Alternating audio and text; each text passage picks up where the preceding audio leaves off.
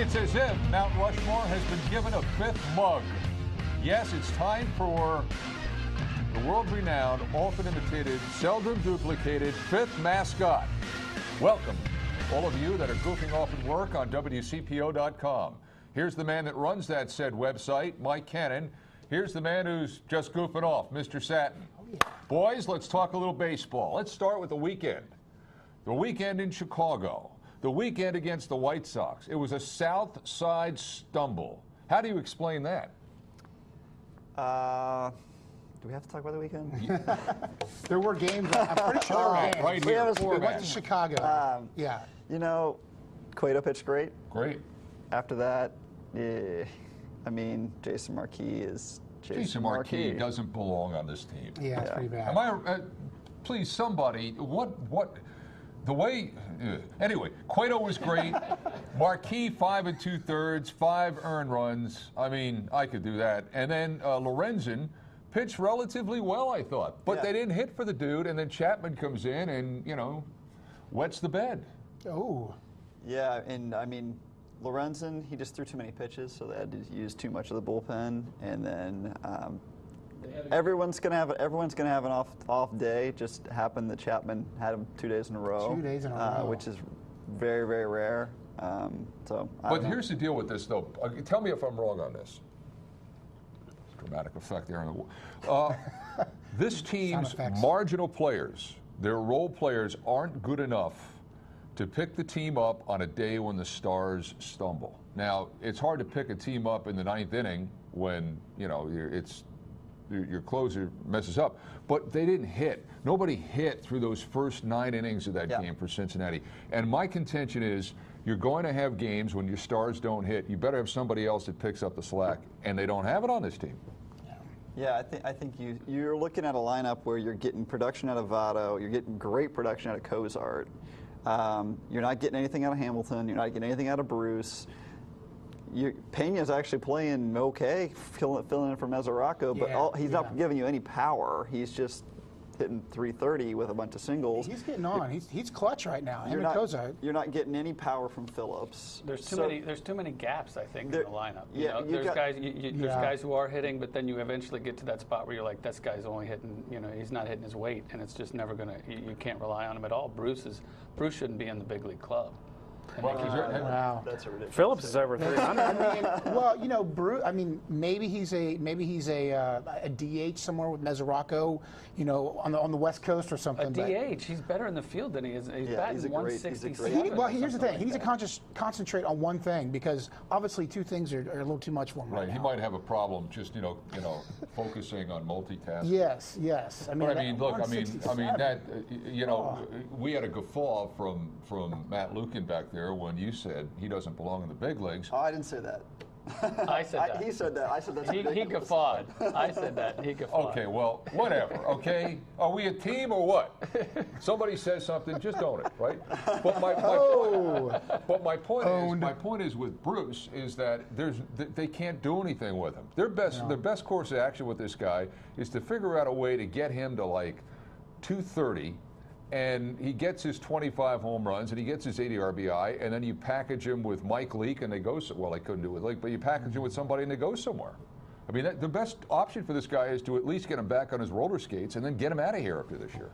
I think packaging him with someone like Mike Leake might be a good way to get someone to take him off your hands. Mid-season. But I think that won't happen. He'll retire a Red in 5 years. He'll still be on this ball club. Who? Jay Bruce. He's only got like 3 years or right when you're about. Here's the thing. Right when you're about to trade they'll have to Jay swallow Bruce real hard to get rid of him. No, see the thing about him is right when we're about ready to get rid of him or bench him, he has 2 doubles in a game or 2 triples in a game or hits a home run. You're like, oh, he's back, and you're like, no. It's such a roller coaster for him. But every other team in baseball knows what's going on with him. You're not going to fool somebody because the guy has a couple of good games. That's what I'm saying. He's not going anywhere. I saw someone I think on Twitter who had what I thought was hopefully a very inaccurate comparison, and Bruce will come around, but they compared him to Jeff Francoeur, who came up and was just like, I think he is. He's probably like 30 and out of baseball. I mean, he came up and he just lit the league on fire. Great right fielder, rocket for an arm, hit for power, hit high 270, 280, and regressed massively every year he was in the majors, and Bruce seemed to be going up like this, and then all of a sudden straight back down. And I saw an interview with him yesterday. He was like, "It's not physical. I feel fine. I'm great." What is it? Yeah. Hitting coach? Do we need one of those? What's going on? And he was even hitting better when he first came back. When he first came back from his injury, he was hitting better, and then it's gone down. It's not like it was bad right after the injury. When he first came back, he was hitting. He was hitting better in diapers. Is it the shift?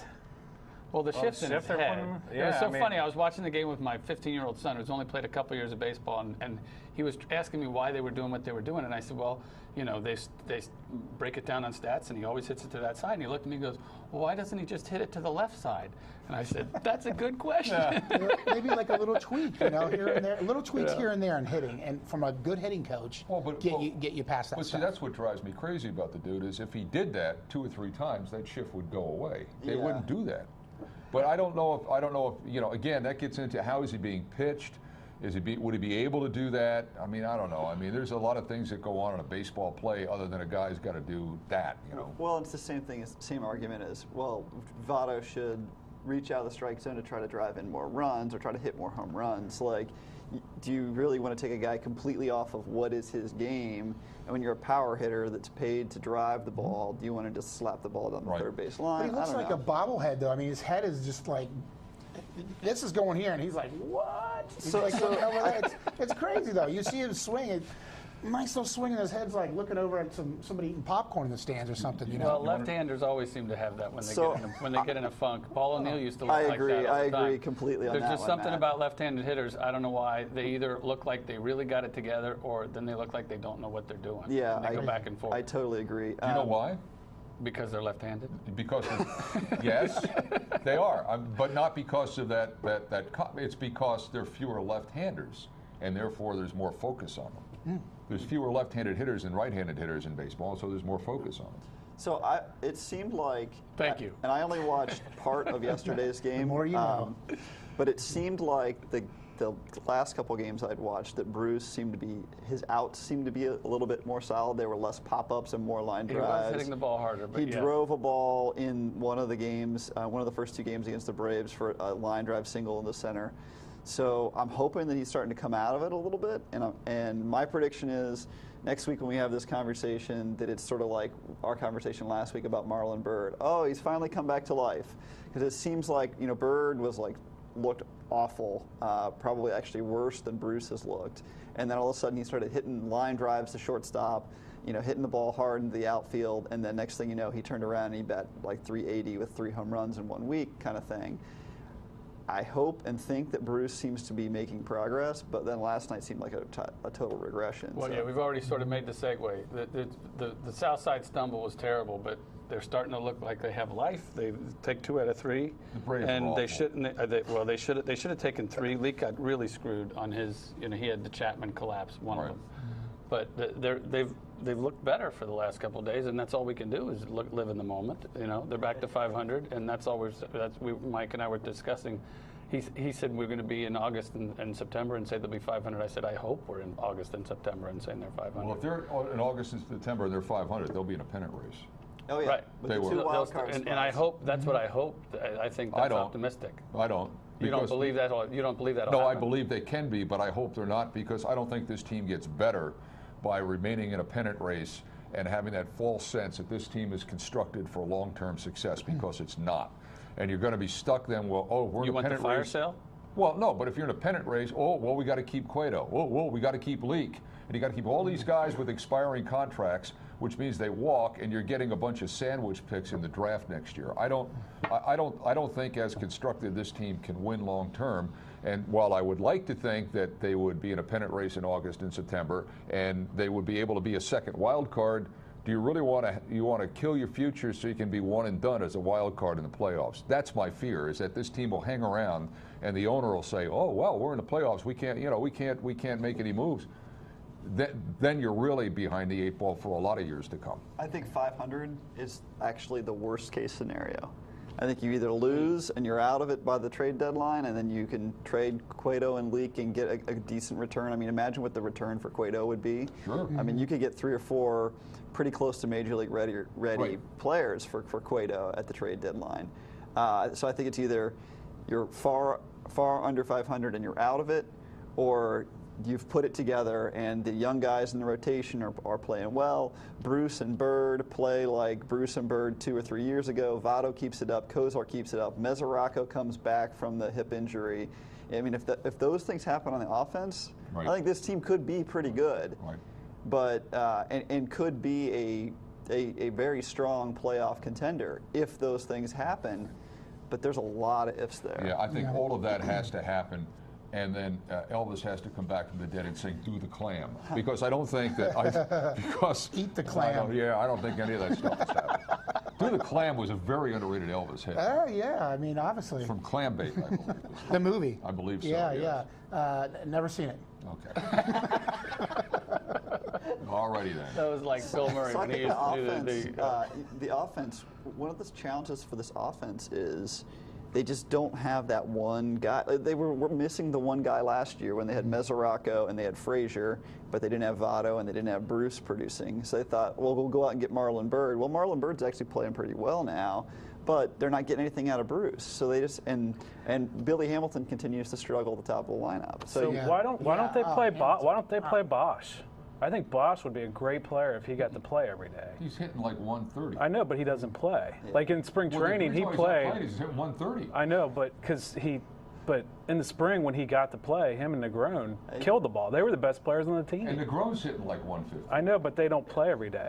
Well, so send Bruce down and let Bosch play. I mean, he's got speed. He can field. He's you know. He hit like 40 homers at AAA last year. Yeah. That order, that's the my lineup opinion. though was all out of jack, like you were saying earlier. You know, you got guys like Kozar who are actually driving the ball, and they're they're in the 7-hole, 8-hole. I mean, that's and then Hamilton can't get on. He's batting first. He keeps hitting first every game, and he can't even. I think one time he got a bunt down. We're still talking about bunting with this team, and I think if we can bunt, we probably win 3 more games right now. Can we talk about? It's just ridiculous. 2 other girls I loved before. Racel Iglesias. Yes, that's the future. Yeah, that's the future right there. We got to give Ken his props. That's the future.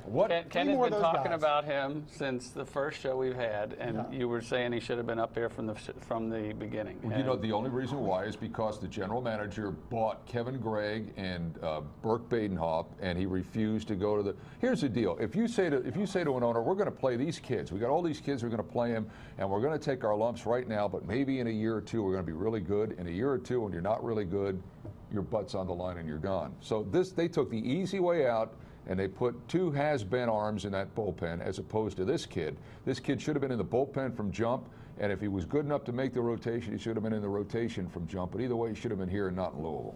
He had to be like this. He had to be. I mean, last year, what was he? He was like running away from Castro.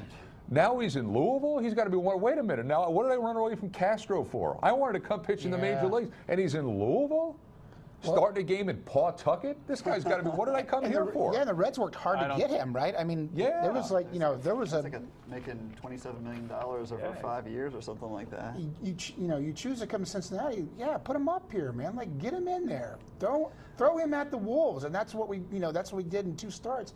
1 or 2 hits. So I don't. Can do no wrong. I don't know. I didn't hear the same sort of talk around Iglesias as with Chapman, but I know when Chapman came over, they wanted him to have some time to get his legs on the ground here in the U.S. and get back adjusted to playing baseball. I mean, Iglesias hadn't played organized baseball in a year and a half before this year. Because he had that time where he defected. Jason Marquis, for that matter, but go right ahead. Yeah, it didn't affect him with Marquis. But, organized. But so you're talking about someone who is a fish out of water because they're not used to being in this country, who hasn't played ball in a year and a half, and he's still 25 years old, so still learning as is. So I think that's what their thinking was of why he needs some time at AAA.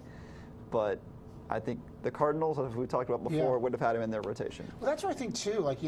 That old mentality, that sort of dinosaur, front office. That's old thinking. I mean, now kids 25 years old, they're ready for the big leagues. I mean, it's a different age of baseball. I feel but you know what, Satin? You take your 25 best players at the end of spring training, and they're on your major league roster, and nobody in their right mind could say that Kevin Gregg was one of the 25 best players at the end of spring training.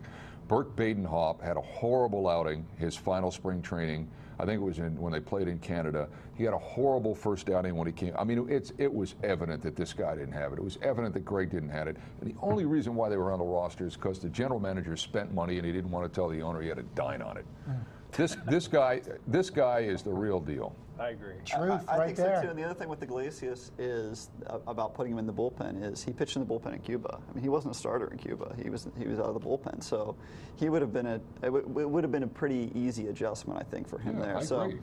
So the comments from Brian Price that I was reading after last night's game sort of imply that they were going to do something creative with the rotation, perhaps. Iglesias. Hey, I'll get in there. I'll give it a shot. Let me see the mound. The speculation is perhaps Lorenzen goes to the bullpen for a few starts and Iglesias is in the rotation, or they sort of do some sort of weird rotation and rotate guys in and out. Why are they not talking about getting rid of Marquis? I mean, everything. I think you're right. That's everything that you're hearing, but. He stinks. Well, because the general manager spent $1 million of the owner's money on Jason Marquis. He's not going to go to the owner and say, this guy's no good. Oh, the guy you released was no good. Oh, the guy you should have released are no good. And guess what? I brought all three to this team in the last 6 months. There's no way. That's why this guy is still on the team. It is. It's a general manager who won't admit that it ain't working. Accountability. I think Jason Marquis would be a great 6-inning guy. So if we need a guy just for the 6, high school ball. Right, just for the 6, he should be he's the long reliever. 6-inning guy, right? Right, exactly. Like 5, 6, get somebody else in the 7, just the 6th guy. I think Jason He's got 3 wins. Yeah. Well, yeah. Well, one of them they got 16 runs for. Another one they got 9. I know. Oh, that's the team I want to go. That's the team I want to go pay money for, though. No, or it might be the guys who, oh my God, we got to get. He's on the mound. We better get some runs today. You know. Yeah, but I mean, it's. But whatever it takes. I mean, why don't they see that for Cueto? He would be 50-0 right now. There's no way you can send Iglesias to the bullpen after that start last night. He gets one more start, at least one more start, and then on top of that, and then on top of that, because on this team, anyone not named Cueto or Leak, their spot in the rotation ought to be in jeopardy. Yeah, and you know, I know that they're worried about innings with all 3, Lorenzen, DeSclafani, and Iglesias, particularly with Lorenzen and Iglesias. I think Lorenzen threw like 120 innings last year, so they don't want to bring him up too fast. He's not going to make 30 starts or anything like that. So that's why they're thinking about some sort of odd thing to keep their innings down. I just hope they don't go with the old Bob Boone 6-man rotation, if you remember that one. I don't know about you guys, but one of the best times I have watching the Reds games is when Chapman used to be, and now last night with Iglesias, when Brian Pena is the interpreter for the post-game interview. Brian Pena is such a fun guy to watch. He's just always happy. And when he's talking to a pitcher who just got his first major league start, that's just some of the most fun time to watch for me. That's a great segue here, as you like to call him, Matt, into Brian Pena. Can he continue to play on a regular basis? Can this guy give you 650 plate appearances and continue to hit 300? I think 347. I mean, you know, at that point we're talking about 275. That would be great. Yeah, at that point we're talking about, you know, taking Ted Williams' head, who's like, you know, frozen out in Arizona, and making a new ball player, 347. But I think, I think we saw this last year from him, and then he tailed off at the end. I don't think this guy can hit 300 for a whole season. But again, if he can't, they're up, you know, the creek without the paddle, because Mesoraco isn't going to be catching anytime soon. So. Well, you got a week. You got a week of Mesoraco being able to DH coming up because they're in American League parks. The last comments I saw from Mesoraco was he's feeling better, whatever that means. He seemed very iffy when they were talking to him on the TV the other day after the game. And not only. I mean, you would think a guy is saying, well, I'm feeling better or whatever. He just was kind of like, well, you know, I just hope that, you know, we can get this thing worked out or something like that. And it's like, if he's just sitting there going, I don't know, you know. Yeah. He's the one who feels it, and he doesn't have any positive thing to say about his health at all. The quotes I saw from him from him last week were like, "Oh my God, he's not going to play this entire year. They're going to use him as a DH and pinch hitter for the whole season, and they're a National League team." And then it's a new strategy. And then after he had the game-winning hit, his comments were a little bit more positive, and Price's comments were a little bit more positive. That like, okay, we're seeing progress, but at the same with one at bat. At the same time, they were talking about, well, yeah, he also just purchased an outfielder's glove, so I don't know what that means. They make him buy his own gloves. Well, he's making money, so he can afford that. Let's think Amazon about Prime. this. And he's got time. Hey, let's think about this. Let's just say that that's the case. He's purchased an outfielder's glove, which means nothing. Austin Kearns tried to play third base here. I bet somebody bought that for him, too. I bet he didn't spend money on that. No, well, his birthday was just like last week. Okay. So I'm sure. It's a birthday present. You're right. But let's just say let's say he's done that. Could they be thinking, look, the guy in center field may not be everything that we think he was. The guy in right field is certainly got a problem, and the guy in left field, you know, he's just started hitting because they put him in the rocking chair, second place in the order. So, could that be an option? I think it could be an option. I don't know how good of a defense you're going to get out of Mesoraco in the outfield. I don't think he's ever played anywhere but catcher. But what I was wondering is like when Votto was suspended, you know, they just plugged Pena in at first base last year when Votto got hurt and didn't bat an eye about it. They even put Jay Bruce at first base last year. Yeah. Could Mesoraco not have played first base when Votto was out? I mean, I'm not advocating that as a long-term solution, but it just seemed kind of. And I think there were 2 games that in the last couple of weeks that Negron had played first base. It's like, couldn't Mesoraco have slid there? There's a little bit of squatting though at first, right? I mean, you have to there's some sort of squat. Yes. And, if you stretch your legs and there's a squat action. I guess that's true. You got the stretch to try to reach. But hey, can Mesoraco do a stretch squat? I don't know. Has it ever been a good thing when you're trying to find a position for a guy? It never works out that you then, oh, wait, yes, right field is great. You know, if you're trying to find a position for a guy, you don't know what you're doing and you're lost. Well, and it never really pans out. I think the Cardinals do that all the time. Right? And the Cardinals have been really successful. Matt Carpenter. They make a decision. They make a decision though. They make a decision though, and they go with it and they stick with it. I think they changed Pujols' position 3 times. But I don't think they were finding a position for him. They knew he could hit, and they were going to leave him in the lineup. Mesoraco's not hitting. You're just like saying, well, we have this guy who's supposed to be good. He's not hitting. He can't play catcher. So let's try to find something for him to do. Yeah.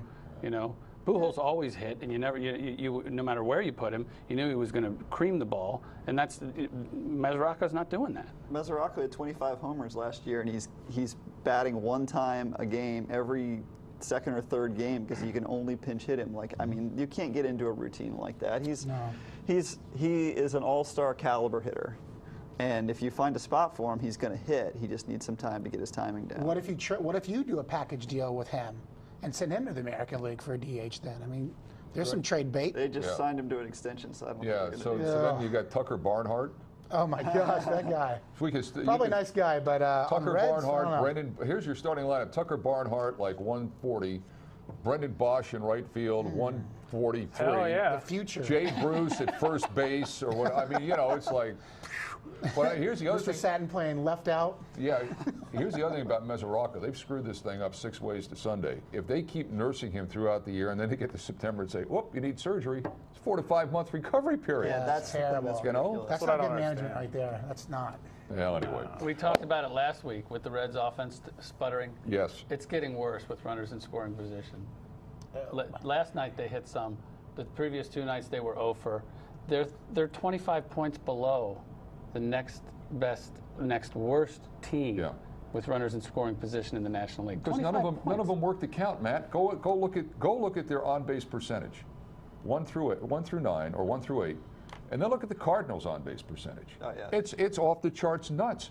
They don't work the count. Now, I was told by a spy that I have in Dayton that the Dragons this year have been told that they have to work the count, and they're working on on-base percenage, and they're working on bunting skills. They're in the middle of the pack with on-base percentage. That's what I want to hear. The Reds. Go look at 1 through 8, and then look at the Cardinals 1 through 8.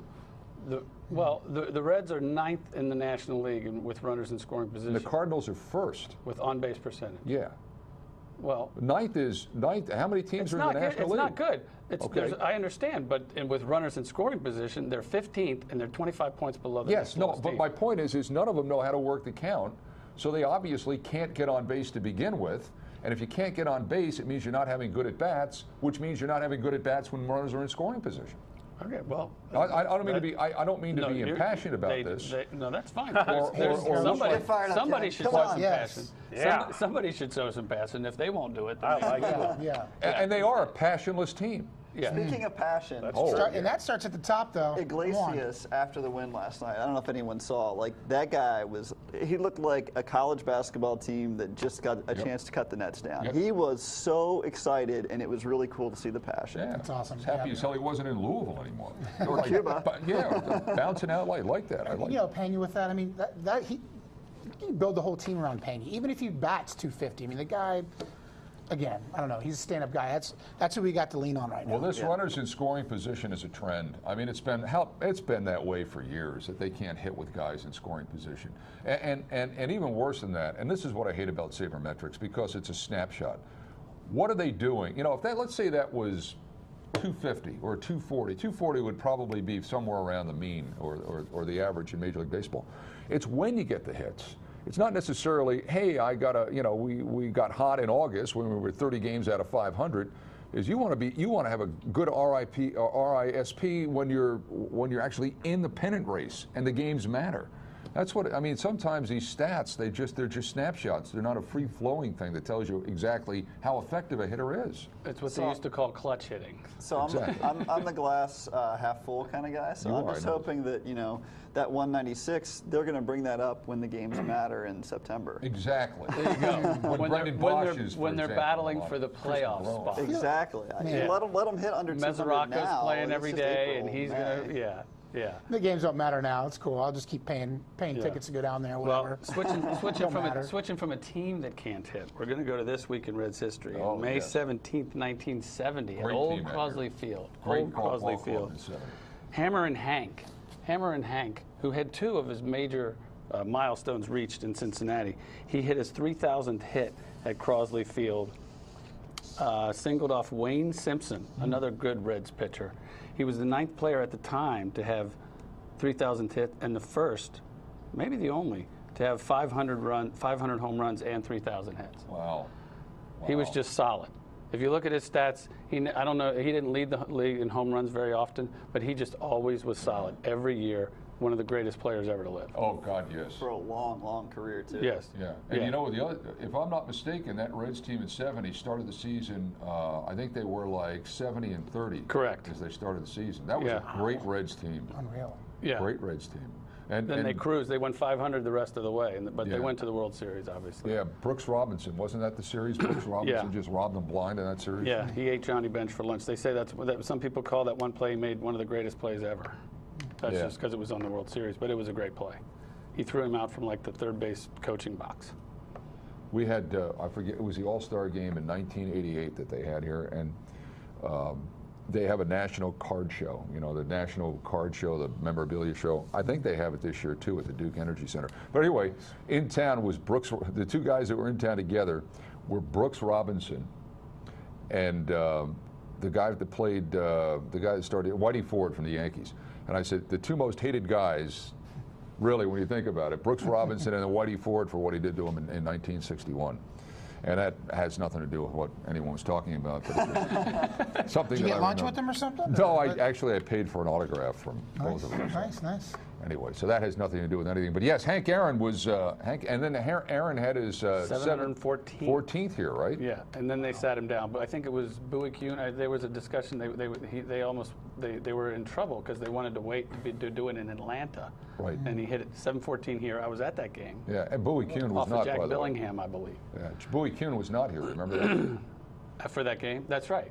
But he made it. They wanted to sit Hank, I think, for the first series and wait till he got to Atlanta to hit the home run, and he made him play. I mean, there was a dispute. But then after he hit the 7-14, I think they sat him until they got back to I think Atlanta. he had to play 2 of the 3 or something like that. Yeah, they Bowie screwed us just like with the Vita Blue trade. Did you? Yes, he did. You 7:15? Did you ever see that guy that jumps on the field that congratulates Aaron in an overcoat? That's you. There's two of them, aren't there? Yeah. Do you know who one of those guys is? Craig Sager from CNN. Really? He's on the guy that's on the trench coat when he crosses home plate is Craig Sager. That would not happen I today. thought you meant the two guys that ran out when he was like between second and That's third. right. Yeah. Gapper drop a big old forearm on him. Boom. Son. I got on an elevator once with Craig Sager and Fernando Valenzuela, and Sager tried to engage Fernando in conversation. Fernando he spoke not. He couldn't even say yes, and everybody knew it except this idiot, who actually has a nice career now, and he wears the coats, and he's healthy again, and that's good. But I'm saying he doesn't speak English, dude. Don't you know that? Leave him alone. Anyway, that has nothing to do with anything either. But Once again, we digress. We'll go to the standings. Oh, yes, The yes. NL Central really isn't so much worth looking at. The Cardinals have the best record in all of baseball. They're just running away with everything. To have a 5-game lead this point in the season is pretty strong. yeah, but the operative number there, I think, is 17-17. Now, 6.5 back, you're looking at, well, that's doable. But I mean, they're a 500 ball club. And even though they've played a lot of games against the Brewers, I mean, and even though they showed flashes of, something in other games, when you're 17-17 and you've played, what has they played? 7 against the Brewers so far? I think they played 7 against the Brewers. That's not very good. Yeah. Well, okay. they've played. I think they played 6 against the Cardinals. They've played against the teams that are ahead of them too. And they played their whole division, I think. Yeah. Yeah, I mean, like until they got. Yeah, you look at it. I mean, so they've played the Pirates, Cubs, and Cardinals. They've played a good chunk of their games against teams that at 500 or above. Yeah. So, but we have glass half full guy. You are. Yeah. But a slightly better looking statistic or graphic would be this one right here. If we're just like we were all saying, if you can hang around the 500 number and get into August, It's a curse. well, you think it's a curse, and I can appreciate what you're saying. That could be, you want it to be a rebuilding year, and that might be the way they should go, but that's not the way people around here are going to look at it. No, but think, I know because again, it's Cincinnati's fireworks mentality. That, Right. Rather than saying where's the substance, and if you're hanging around like that, the owner's not going to want to drop players, and so you're going to let Leak walk, you're going to let Cueto walk, and you're going to have nothing. And then next year, you're going to have a lot of problems. Right. I mean, you're not going to even be 500 next year. You don't have anything in your minor league system, and you're going to have a bunch of draft picks. So I guess if you're Walt Jocketty and Brian Price, both of whom could be gone after the season, you're saying, yeah, let's hang on to what we got and let's make a go for it. But any sane fan has to know it's not. This is fool's gold right here.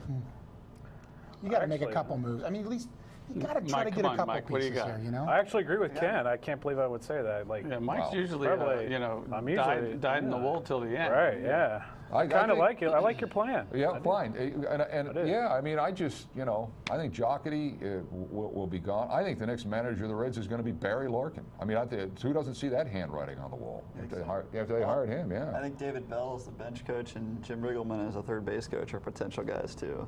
A couple guys. Yeah, that'd really fire the fan base up if Jim Riggleman is your manager and you got a bunch of guys named Fred in the field. Everybody would be super excited by Jim Riggleman. I don't think we want to see Riggleman. That's the sexy pick. Really? Oh, yeah. No. Riggleman and We don't wanna sexy see have never been Riggleman. said in the same sentence there, Mike. Hang on. Don't want to see that. I don't want to see that. No. I mean, we Riggleman saw was what the he was in. manager, or Yeah, last time he was a in a manager bikini? was he He quit. in a bikini up in the Cubs, right? Couldn't Yeah. handle that fiasco, whatever. But Then he Yeah, well, quit on the who- Nationals. Who has Nationals, since yeah. like Quit on the Nationals? Don Fry, Okay. or Jim Fry, But that Brewers ex guy, right, from last week. I think we don't have. I don't think we have to worry about it anyway. I think come the trade deadline, they're not going to be anywhere near the. Will we make any moves though? Do you see Yeah, they'll them make? start dumping guys. Do you see well, them? Well, do you think But if they're 500 or thereabouts, do you think they're hanging with it? Yeah, because I think the owner believes. I think they will too. I think right. if they're Yeah, I mean, 500, they go out and get somebody. I don't know about think- that. I don't- Maybe I've never Yeah. seen them really pull a trigger on anything good at that point. They got rolling the year they were out of it at the trade deadline. well, what's Well, out rolling- there too? I mean, if everyone's 500, what do you do then? Well, that's the You know what I challenge mean? with the 2 wild card spots. Right. Is that everybody's still in it, basically. Exactly. And so you don't get anything. So no one trades anybody, or the one team that's out of it unloads like 6 guys, and the price for those guys is astronomical because there's only 1 or 2 teams that are willing to deal, and a couple of them don't have guys who are healthy enough to trade. So you end up with like, all right, everyone's going to like give a ridiculous package for Cole Hamels or something like that. Yeah. Don't get me wrong.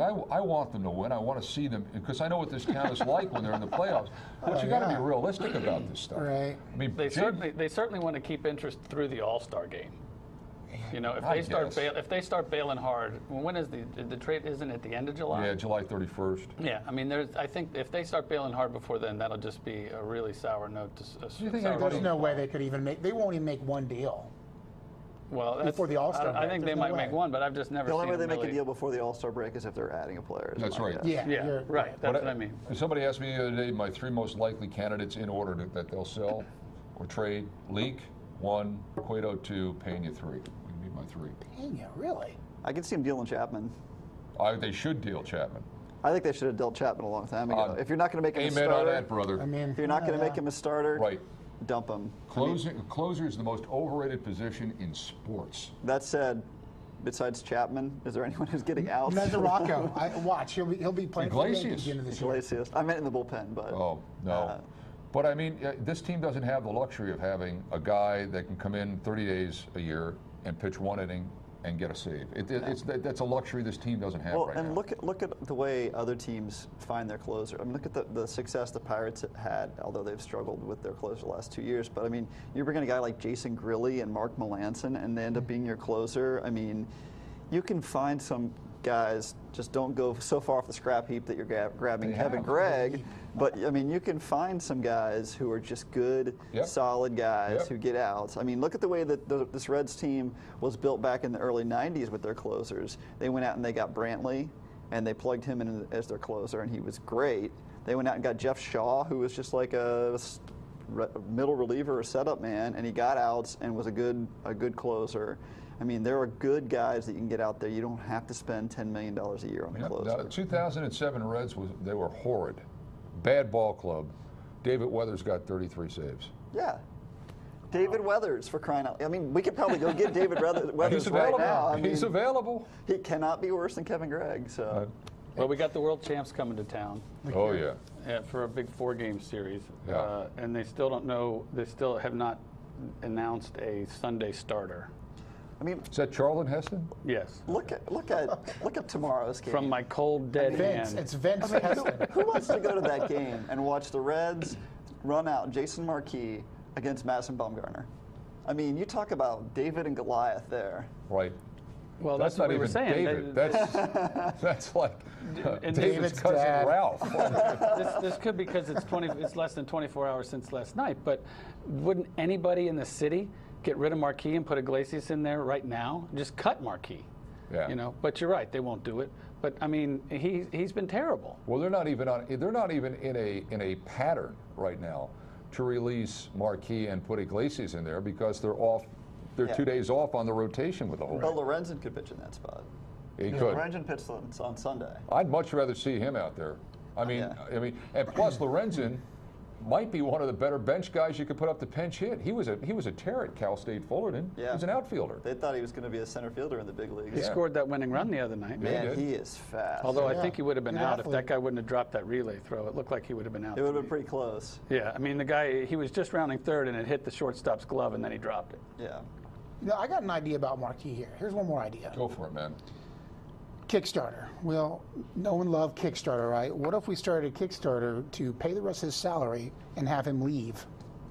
We had the fan base. Like a PayPal thing? Yeah, the fan base can throw money at this to get rid of the guy. So we're actually paying twice for it, right? But he will leave. So it's a community service. Yeah, it's crowdsourcing to get rid of him. We could get credit. Channel 9 could get credit for community service by someone bringing it started up. a change.org petition to get rid of Kevin Gregg, Exactly. and it worked. That's the thing that kind of, Somebody called my radio show last week and said, has there ever been a baseball player that's given the money back and said, I'm just not worth this and left? I said, no. I don't think that's ever happened. Not one with an agent. No. Right. Not at all. Kickstarter, though. Well, anyway. There's a plug for him. Look, you know what? this has been a lot of gloom and doom today, but I still think that there's hope alive for this team. I still think that there's a sun that will rise in the east and shed a light on this city that it hasn't seen since 1990. Because I believe in the final analysis that what this city, what this team, what this population needs more than anything else. I heard that too. Is the what? I think you mispronounced city. I said city. Okay, all right, go ahead. I said city. Okay. You're ruining his monologue. Come on. I apologize. Continue. Start from the beginning. I can't. I don't remember what I said. In a world. Well, I think. and that was the one time you were on point. Wait a minute. I think that I think there's still a light that will shine a heavenly glow on the city of Cincinnati and propel it to heights never seen before in the last generation. And that light is only a turn of a corner away. Remember that as you go to sleep tonight. For all of us here at the Fifth Mascot, Mike Canan, Mr. Satin, the boys behind the glass, and all of you out there in .com land, remember all of this is on your time-shifting platform at WCPO.com.